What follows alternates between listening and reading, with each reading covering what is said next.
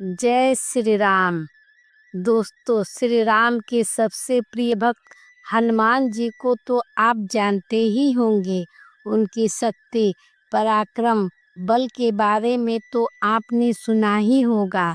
लेकिन क्या आपको मालूम है कि हनुमान जी के बहुत से ऐसे रहस्य भी हैं जिनके बारे में ज़्यादातर लोगों को जानकारी नहीं है।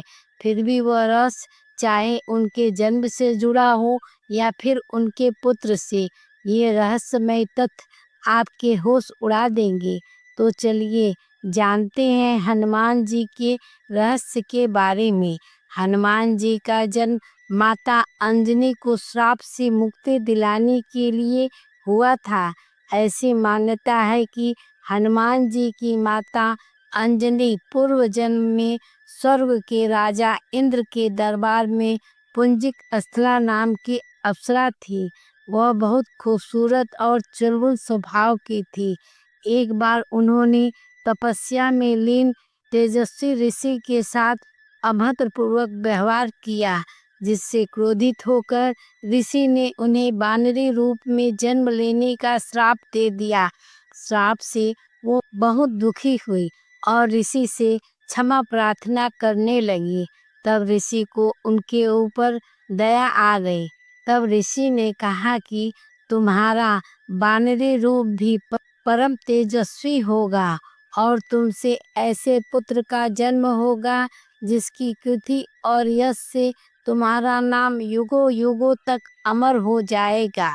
अगले जन्म में पुंजिक स्थला ने वानर श्रेष्ठ विराज की पत्नी के गर्भ से अंजनी के रूप में जन्म लिया। फिर माता अंजनी के गर्भ से भगवान शिव अपने 11वें रूप में जन्म लिए, जो हनुमान जी के नाम से प्रसिद्ध हुए। दोस्तों, हनुमान जी की मूर्तियों पर आपने सिंदूर का लेप तो देखा ही होगा। आखिर इस लेप को लगाने के पीछे क्या रहस्य है, वो हम आपको बताते हैं। एक बार हनुमान जी सीता जी के कक्ष में किसी काम से गए तो उन्होंने देखा कि माता सीता अपनी मांग में सिंदूर लगा रही हैं। तो राम भक्त हनुमान जी ने सिंदूर लगाने का कारण पूछा। तब सीता माता जी ने उन्हें उत्तर दिया कि वह स्वामी श्री राम जी की लंबी उम्र तथा अच्छे स्वास्थ्य के लिए सिंदूर लगाती हैं। तब हनुमान जी सोचने लगे कि जब थोड़ा सा सिंदूर लगाने से इतना सब अच्छा होता है तो फिर क्यों न हम पूरे शरीर में सिंदूर लगा लें, जिससे उनके आराध्य हमेशा के लिए अमर हो जाए। यही सोचकर हनुमान जी ने अपने पूरे शरीर पर सिंदूर लगा लिया। तभी से हनुमान जी को सिंदूर से लेपित किया जाता है। दोस्तों, हनुमान जी के नाम के पीछे भी एक अनोखी कथा है। बचपन में इनका नाम केसरी नंदन था, लेकिन बचपन में एक बार जब बजरंगबली को भूख लगी तो उन्होंने अपनी माँ से खाने के लिए कुछ मांगा, परंतु माँ अंजनी किसी काम में व्यस्त होने के कारण वह खाना नहीं दे सकी और बजरंगबली से कह दी कि बाहर जाकर पके हुए फलों को खा लो। फिर बजरंगबली बाहर आकर पके फल खाने लगे। तभी उनकी नज़र आसमान में चमकते हुए सूरज पर पड़ी और वह उसे भी पका फल समझकर खाने के लिए निकल पड़े। और वहां पहुंचकर बजरंगबली ने सूर्य को अपने मुख में रख लिया, जिससे संपूर्ण पृथ्वी पर अंधकार छा गया। इंद्रदेव बजरंगबली की हरकत से नाराज हो गए और उन्होंने अपने वज्र से उनकी ठोड़ी पर प्रहार किया, ठोड़ी अर्थात हनु पर, और वह मूर्छित हो गए। उसी समय उनका नाम हनुमान हुआ। दोस्तों, वैसे तो हनुमान जी बाल ब्रह्मचारी हैं, लेकिन आपको जानकर आश्चर्य होगा कि हनुमान जी का एक पुत्र भी है, जो किसी स्त्री से नहीं बल्कि एक मछली से पैदा हुआ था। कहा जाता है जब लंका जलाने के बाद हनुमान जी अपने पूंछ में लगी आग को बुझाने के लिए समुद्र में उतरे तो उसी समय उनके पसीने से एक बूंद टपकी, जिसे समुद्र में रहने वाली एक बड़ी मछली ने पी लिया। फिर उसी पसीने की बूंद से एक पुत्र उत्पन्न हुआ, जिसका नाम मकरध्वज पड़ा। हनुमान जी और मकरध्वज की मुलाकात एक युद्ध के दौरान हुई थी, जब श्री राम और लक्ष्मण को अहिरावण और महिरावण ने पाताल लोक में बलि चढ़ाने के लिए ले गया था। तब हनुमान जी ने इन दोनों राक्षसों को मारकर राम लक्ष्मण जी को मुक्त किया था और मकरध्वज को पाताल लोक का अधिपति नियुक्त करके वहां से चले आए। दोस्तों, क्या आपको पता है कि श्री राम ने अपने सबसे प्रिय हनुमान को मौत की भी सजा दी थी, लेकिन वो बच गए। एक बार राम दरबार में एक सभा चल रही थी, जिसमें सभी ऋषिगण तथा अन्य दरबारी बैठे थे। हनुमान जी ने नारद मुनि के कहने पर ऋषि विश्वामित्र को छोड़कर बाकी समस्त ऋषि मुनियों को नमस्कार किया। यह सब देख विश्वामित्र बेहद क्रोधित हो गए और श्री राम से हनुमान जी को मौत की सजा देने के लिए कहा। ऋषि विश्वामित्र जी श्री राम जी के गुरु थे, इसलिए वो उनकी बात को टाल नहीं सके और हनुमान जी को मारने का निश्चय कर लिया।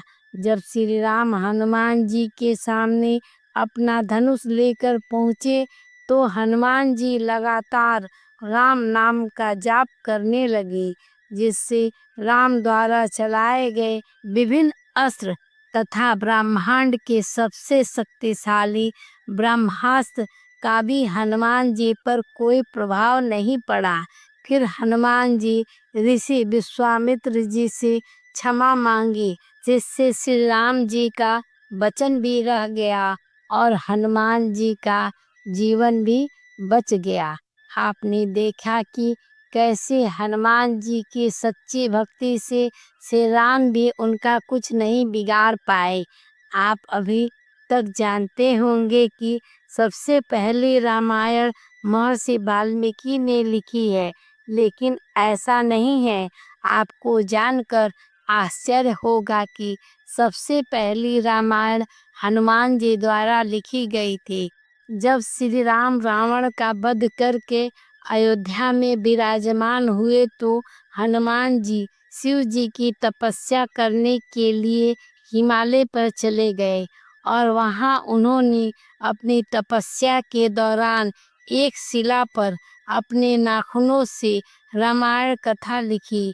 लेकिन कुछ समय बाद महर्षि वाल्मीकि ने जो रामायण लिखी थी उसे लेकर भगवान शिव को समर्पित करने की इच्छा से कैलाश पर्वत पर पहुँचे, तो वहां उन्होंने देखा कि यहाँ पहले से ही हनुमान जी द्वारा रचित हनुमान रामायण लिखी है, जिसे देखकर वे बहुत ही ज़्यादा निराश हो गए। फिर जब हनुमान जी को इस बात का पता चला तो वो महर्षि वाल्मीकि के निराशा को दूर करने के लिए अपने द्वारा रचित रामायण को समुद्र में समाहित कर दिए। इसलिए कभी भी इसका कोई साक्ष्य नहीं मिलता। दोस्तों, महाभारत काल में जब भीम को अहंकार हो गया था तो उसे भी हनुमान जी ने ही दूर किया था। भीम जब द्रौपदी के लिए पुष्प लेने विचरण कर रहे थे, तभी उन्हें रास्ते में एक वृद्ध बानर दिखाई दिया, जिससे वो बड़े ही असभ्य तरीके से हटने के लिए कहे। लेकिन जब बानर राज इसके लिए मना कर दिए तो भीम उन्हें अपने शक्ति का घमंड दिखाने लगे और हटाने की कोशिश करने लगे।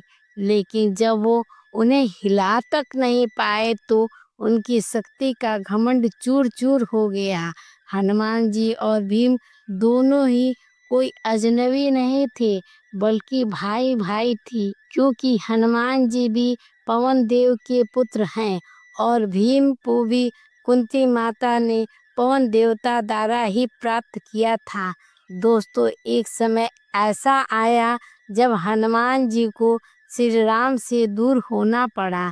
श्री राम जब जल समाधि लेने के लिए सोचे तो उन्हें पता था कि अगर वो कभी हनुमान जी को यह बताएंगे तो वह उन्हें कभी समाधि नहीं लेने देंगे। इसलिए वो हनुमान जी को ब्रह्मा जी की सहायता से पाताल लोक में भेज दिए। उसके बाद वह जल समाधि ले लिए। हनुमान जी की श्री राम के प्रति भक्ति ऐसी थी, जब भी मौका पड़ा उन्होंने उसे सिद्ध किया। वो श्री राम के प्रति कितने समर्पित थे। भगवान राम के राज अभिषेक के बाद दरबार में सभी लोग को उपहार दिया जा रहा था, तो सीता माता ने हनुमान जी को एक बहुमूल्य माला दी। उस माला को हनुमान जी थोड़ी दूर ले जाकर गौर से देखने लगी और सभी मोतियों को एक एक कर कर तोड़ तोड़ कर फेंकने लगे। तो सीता माता ने यह सब देख लिया। देखकर आश्चर्यचकित रह गई और पूछी कि आखिर इतनी बेशकीमती माला को तुमने क्यों तोड़कर फेंक दिया। हनुमान जी ने कहा, मेरे लिए तो वह सब व्यर्थ है जिस पर श्री राम का नाम न हो।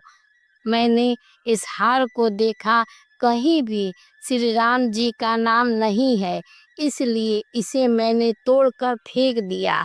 इसके बाद सीता माता ने उनसे बहुत प्रश्न किया। हनुमान जी उस प्रश्न का जवाब देते रहे। हनुमान जी ने अपना सीना चीरकर उसमें विराजमान श्री राम जी को अपने हृदय में दिखा दिया।